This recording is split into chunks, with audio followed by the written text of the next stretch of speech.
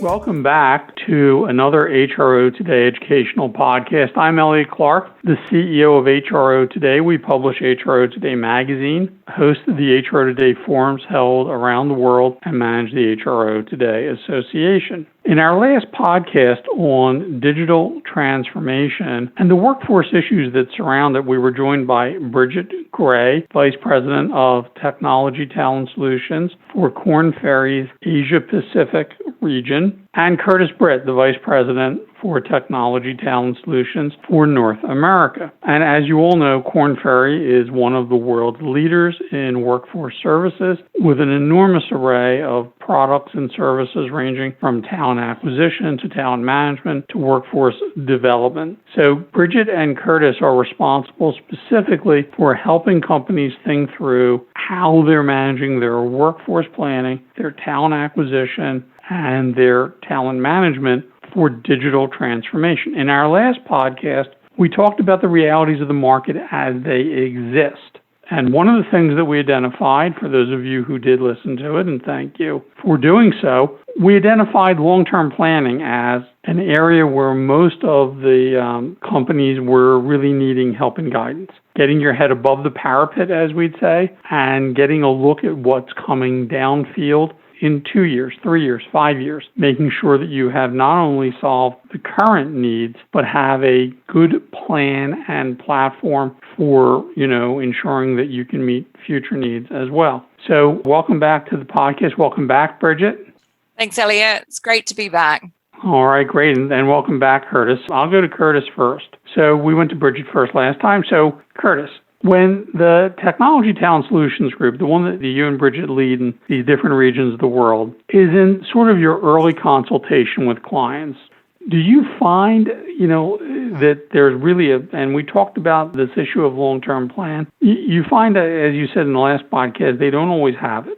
And they often need guidance to get to that long-term plan. And when you are making that advice, what are the best practices for planning that you have seen with those that do it? And if they don't have it, if they don't have that long-term plan, what do you recommend to our listeners that they do immediately to start preparing for the ongoing digitization of business? Yeah, Elliot, thanks for the question. And it's a tough one to answer and solve for most clients. And I know you mentioned in the lead-in to the first podcast, and rightly so, that digital talent has a half-life.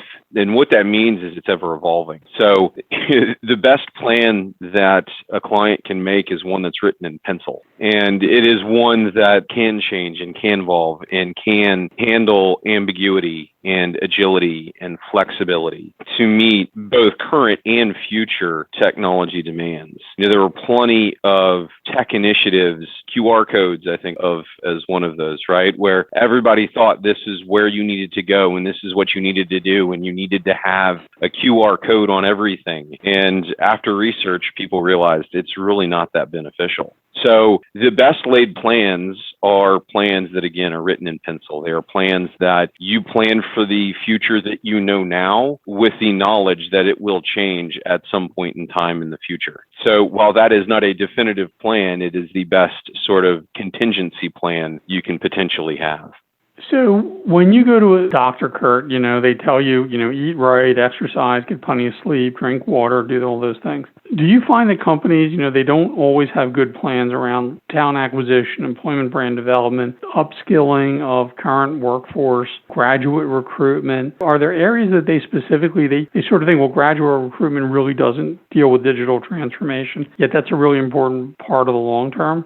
One of the big issues that we see, especially within the technology space, is HR, while the IT function or the IT department, technology department, could very well be addressing future trends, the HR function is slow to enable that. And what I mean by that is really reevaluating the job roles and functions you have within the organization, reevaluating the comp structures that you have, the benefits packages and rewards packages that you have for the technology function. What used to be sort of a DevOps role in the past is morphing into a platform engineer role, and the compensation and requirements around that position is going to be vastly different. So one of the things that I always encourage our colleagues colleagues to do specifically within the HR function is to make sure that they are reevaluating their job roles, functionalities, and compensation packages on an annual or biannual basis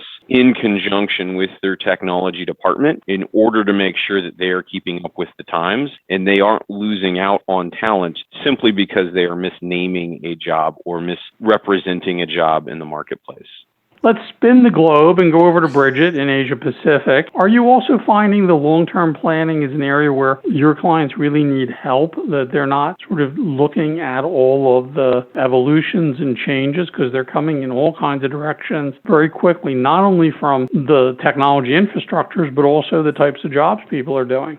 Absolutely. And I think that it's been really interesting to see actually that relationship with technology leaders and digital leaders and HR leaders become a lot more collaborative. And they've really come together over this period to work together a lot more effectively. And that really is because the world has completely changed. And I have to say some of the best leaders I've worked with in the world are scratching their heads a little bit at the moment. So, yeah, as Curtis says, we do need to have a plan. That plan is likely to change and have to be quite iterative to serve the purposes that it needs to. But yes, I think that almost everybody is making sure that they are rethinking their workforce, curating what that experience will be like, where they may not have looked at, certain types of employment engagements. They're now looking at what problem are we trying to solve or what service are we trying to create? And then how are we going to bring this workforce together? And that is quite fresh thinking for a lot of businesses out there compared to previous times. So, and to Curtis's point,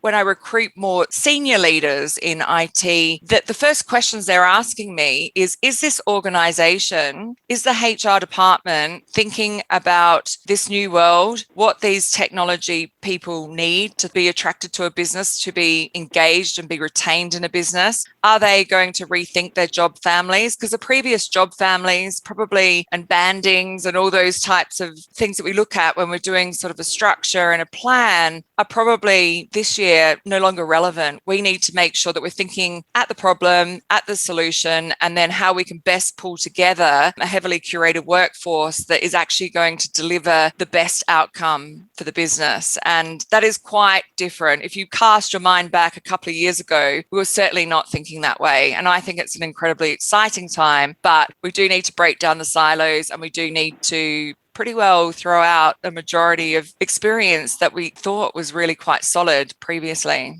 Are you folks finding as well that the HR community is looking differently? It used to be that the contingent workforce was managed by the IT department. So are you finding that now when you're trying to solve the problem that, most people thought of IT talent as being permanent employees. They would hire consultants as needed, or they'd bring in temporary workers, on a very short-term basis. Are you finding now that they're open to the idea of planning the talent and looking at all these different channels as a potential source for having the right people there when they need them? Are they more open to a different type of structure of the workforce as opposed to simply trying to hire people for permanent long-term positions? So Kurt, what are you finding?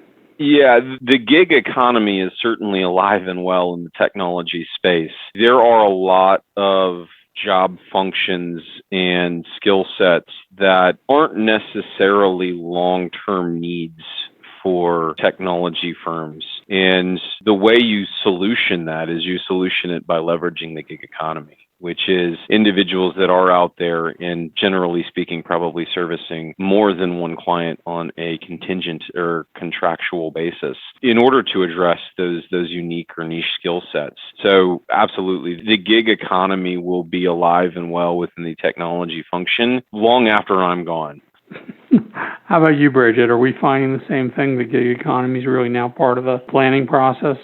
Yeah, absolutely. And I think that it's probably much more of a necessity than a choice now. I think that it was something we were talking about at conferences and everybody was incredibly excited about from a conceptual point of view. Now, if we actually want to keep running on our digital transformation and fill that capability gap within our business, we absolutely need to embrace it. But I think it is a bit of a two-pronged approach. We're utilizing that gig economy and that sort of more fluid workforce approach, but at the same time, we're underpinning it with reskilling. redeployment, sustainability, because that's all well and good for the right now, which is actually what we need to address. But we also need to be thinking about what we want to be doing in a few years' time. And I've seen quite a few leaders navigate that well. And I've seen, a lot of people sort of struggle with it. I think we absolutely need to embrace it, and we need to have a strategy around how everyone comes together towards that common purpose without feeling like we are employed in different ways with an organization.